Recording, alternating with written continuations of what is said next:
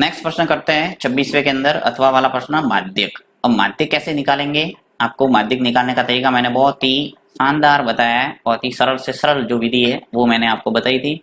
आगे हम और इस वीडियो के माध्यम से और समझेंगे, जिससे आपके माध्यक से संबंधित जो प्रश्न है वो 100% सही होने के चांस हो जाएंगे। ठीक है न? तो यहाँ पे लेते हैं इसको अलग पेज पे और इसको सॉल्व करते हैं। माध्यक निकालने का जो तरीका है वो देखिए क्या है। यहाँ पे मैंने प्रश्न को अलग से ले लिया है, लिखा हुआ क्या है एक बार पढ़ लेता हूँ कि कक्षा के छात्रों के प्राप्तांक निम्न बारंबारता बंटन में दिए हुए हैं। इस ढंग से आपको प्रश्न मिलेगा और इनसे माध्यक ज्ञात कीजिए। सिंपल सा आपको बोला जाएगा माध्यक, या फिर ऐसे आ सकता है माध्यिका। ठीक है ना, तो ये दोनों एक ही है, आपको ये ध्यान रखना है। माध्यिका है या फिर आपके आए माध्यक, दोनों के लिए वही गीत गाना है। ठीक है, अब देखो यहाँ पे मैं सिंपल सा आपको टेबल है वो बना के तैयार रखा है ताकि आपका टाइम वेस्ट नहीं हो, क्योंकि टाइम इज मनी, टाइम की बर्बादी नहीं होनी चाहिए बिल्कुल। अब देखिए यहाँ पे टेबल बना हुआ है, उस टेबल के अंदर हम क्या क्या करना है वो कर देते हैं। देखिए सबसे पहले लिखा हुआ है प्राप्तांक, फिर नीचे लिखा हुआ है छात्रों की संख्या।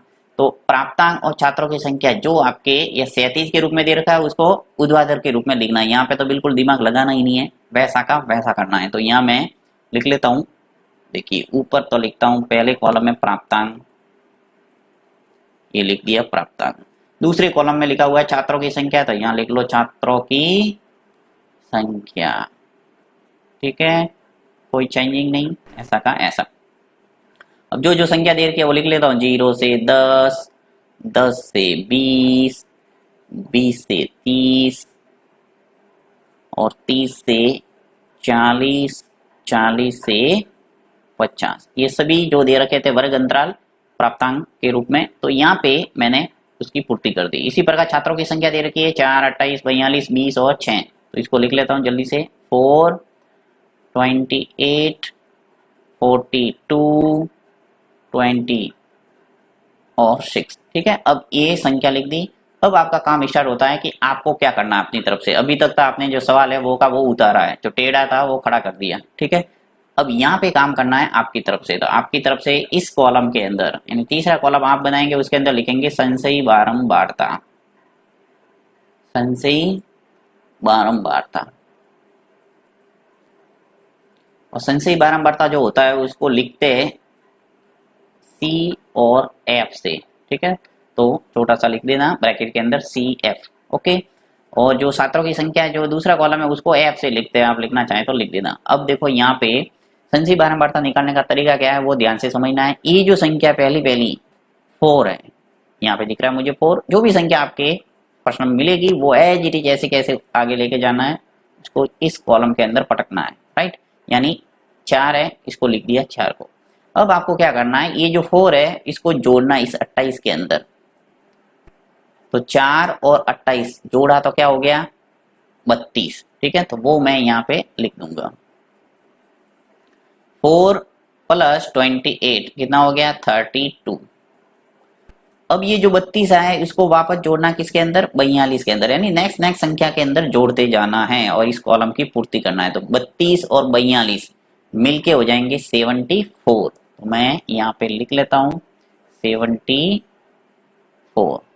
अब ये जो 74 है इसके अंदर क्या जोड़ेंगे 20, तो यहाँ पे हो गया अपने 94। ये जो 94 है इसके अंदर क्या जोड़ेंगे 6, तो 94 + 6 कितना हो गया 100। लिख लेता हूँ मैं यहाँ 100। ठीक है, ये काम हो गया, आपके संशयी बारंबारता निकल के आ गई। अब आपका काम है ये जो छात्रों की संख्या F इसको जोड़ना है, यानी 4, 28, 42, 20 और 6 इनको जोड़ेंगे और लिखेंगे N।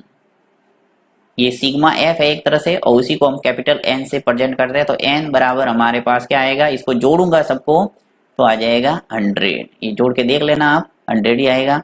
और दूसरा तरीका मैं आपको और बताता हूँ, यहाँ पे आपने जोड़ने का ही काम किया और लास्ट में क्या आया 100। तो यहाँ पे जो भी संख्या आ रही है उसको पटक दो, यहाँ पे सीधा का सीधा लिख लो, जो भी संख्या आ रही है वो का वो आप जोड़ेंगे। अगर टाइम कम है बचत करना है तो बचत करने का तरीका यही है, आपके सीधा यहाँ पे जो संख्या आ रही है वो ऐसा के ऐसे लिख दो, ये 100 हो गया N। ओके, अब आपका काम माध्यिका निकालने की ओर बढ़ता है। तो आपको लिखना है यहाँ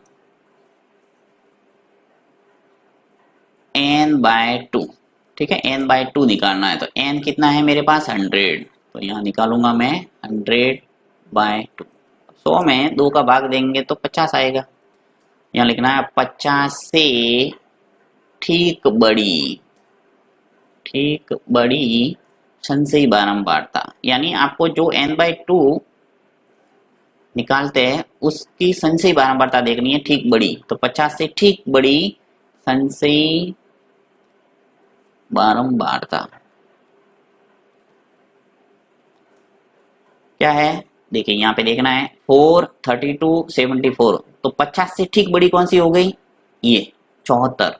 ये संशयी बारंबारता बड़ी है किससे, 50 से ठीक बड़ी, यानी n/2 जो भी निकलता है उससे ठीक बड़ी आपको संशयी बारंबारता देखना है। हर सवाल के अंदर यही काम करना है। तो यहाँ पे 50 से ठीक बड़ी संशयी बारंबारता कौन सी है, 74, जो मैं लिखूंगा यहाँ पे 74 है, 74 है।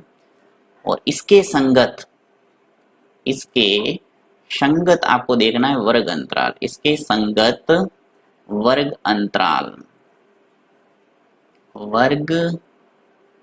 अंतराल क्या है, इसके संगत देखिए 74 है, इसके संगत आपको इस लाइन के अंदर वर्ग अंतराल देखना है। इसको मैं ऐसे तीर के निशान द्वारा लगा देता हूँ ताकि आपको पता चलेगा। ये ठीक है, ये अपने पास इसी के आधार पर सारा माध्यिका है वो निकलेगी। तो देखिए यहाँ पे 74, इसके संगत जो वर्ग अंतराल है वो क्या है, 20 से 30। ओके, आप चाहो तो ये ऐसे कॉलम बना सकते हो, 20 से 30 है तो वर्ग अंतराल लिख लेता हूँ 20 से 30। इसके संगत जो वर्ग अंतराल है वो हो गया 20 से 30। अतः हमारे पास जो माध्यिक वर्ग है वो निकल के आ गया माध्यिक वर्ग आ गया 20 से 30। ठीक है, तो माध्यिक वर्ग निकला है, माध्यिक नहीं निकला है। माध्यिक निकालने के लिए आपको सूत्र अप्लाई करना पड़ेगा और उसके माध्यम से माध्यिक निकलेगा। यहाँ बात हो रही है माध्यिक वर्ग की। इसका मतलब ये है कि 20 से लगाकर 30 के बीच में आपके उत्तर आना चाहिए, यानी 20 से लगाकर 30 तक कोई भी उत्तर आ सकता है। ठीक है, अगर ऊपर गया जैसे 30 से जस्ट ऊपर आ गया, 30.1 भी आ गया तो वो उत्तर गलत माना जाएगा। ठीक है, वैसा आएगा ही नहीं, पॉसिबल ही नहीं है। तो यहाँ से अपन को पता चल जाता है कि उत्तर किसके बीच में आने वाला है। तो देखिए यहाँ पे अब हम सूत्र लगाते हैं। सूत्र आपको याद करना पड़ेगा, माध्यिक का जो सूत्र होता है,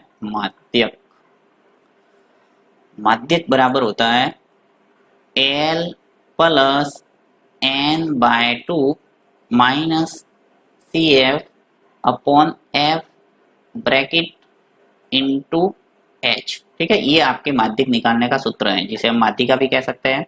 तो अब इस सूत्र के अंदर मैं सारा जो मान है वो लिख लेता हूँ, जिससे हमारे आ जाएगा उत्तर। तो देखिए टेबल की भी जरूरत पड़ेगी, तो लिख लेते हैं मान। L है वो क्या है, माध्यिक वर्ग की निम्न सीमा। अब माध्यिक वर्ग मैंने निकाल दिया है, क्या है 20 से 30। तो इसकी जो निम्न सीमा है वो है 20, उच्च सीमा है वो 30 है, यानी लोअर लिमिट और ये अपर लिमिट। तो ये है L, तो यहाँ पे आ जाएगा 20, यानी पहली संख्या याद रखना है कि L है वो माध्यिक वर्ग की पहली संख्या है। फिर ब्रैकेट n/2, अब n/2 मैंने निकाल दिया है। n/2 क्या निकला था मेरे 50।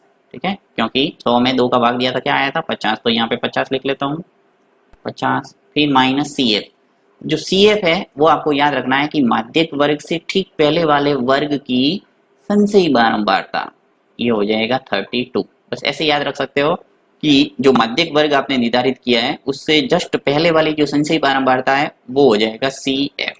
अब किताब के अंदर सिर्फ C भी आपको दिखना है वो मिल सकता है, आप जो भी लिखना चाहे वो लिख सकते हैं। यहाँ केवल C भी लिख सकते हैं और CF भी लिख सकते हैं। मैंने यहाँ पे CF लिखा है ताकि आपको पता चलेगा कि CF में से आपको एक मान लिखना है। ठीक है, यहाँ पे आ जाएगा 32 बाय F। अब F क्या है, देखिए F है वो माध्यिक वर्ग की बारंबारता है। तो माध्यिक वर्ग 20 से 30 है, इसकी बारंबारता की बात हो रही है, संशयी बारंबारता नहीं, बारंबारता। तो बारंबारता ये है, फ्रीक्वेंसी F लिखा मैंने, और इसकी बारंबारता क्या हो जाएगी 42। तो यहाँ आ जाएगा 42 ब्रैकेट बंद, फिर इनटू H है वो वर्ग अंतराल होता है। वर्ग अंतराल का मतलब है कि यहाँ पे कितना कितना डिफरेंस है। देखो 0 के बाद में 10 आ रहा है, 10 के बाद में 20 आ रहा है, 20 के बाद 30 आ रहा है, 30 से 40, 40 से 50। तो सब में आपको 10-10 का अंतराल दिख रहा है, राइट। तो यहाँ पे H है वो हो जाएगा 10। बस सभी संख्या लिख दी, अब इसको सरल करना है जिससे आपके आ जाएगा उत्तर। तो 20 ऐसा कैसा लिखना है, इस संख्या को आपको लास्ट तक डिस्टर्ब नहीं करना है, ऐसी कैसी जोड़ के रूप में लिखते जाना है। प्लस अब देखो अब यहाँ पे देखिए 50 में से 32 को घटाएंगे तो आपके आ जाएगा 18 यानी 18, नीचे 42 है, ऐसा कैसा लिखो एक बार, और इंटू 10। यहाँ पे सरल करते हैं इसको,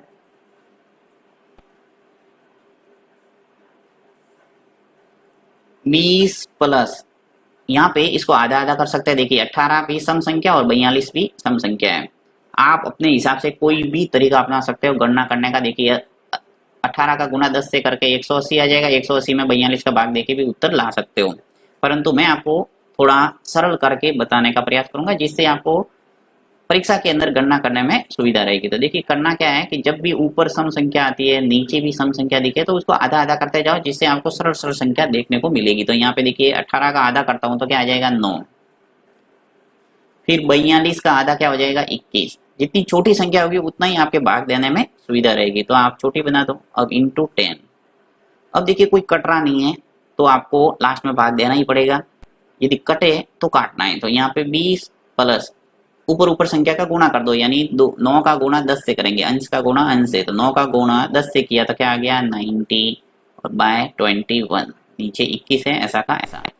अब आपको यहाँ पे यहाँ कर लेता हूँ मैं, देखिए यहाँ मुझे मिल रहा है 20, तो ऐसा का ऐसा रखना है, फिर प्लस आपको साइड में रफ कॉपी में भाग देना है। 90 के अंदर 21 का भाग देना है, 90 के अंदर जब 21 का भाग देंगे तो आपके आ जाएगा 4 पॉइंट समथिंग दशमलव के रूप में आता रहेगा। आपका काम है पॉइंट के बाद में 2 संख्या लेना है, ठीक है।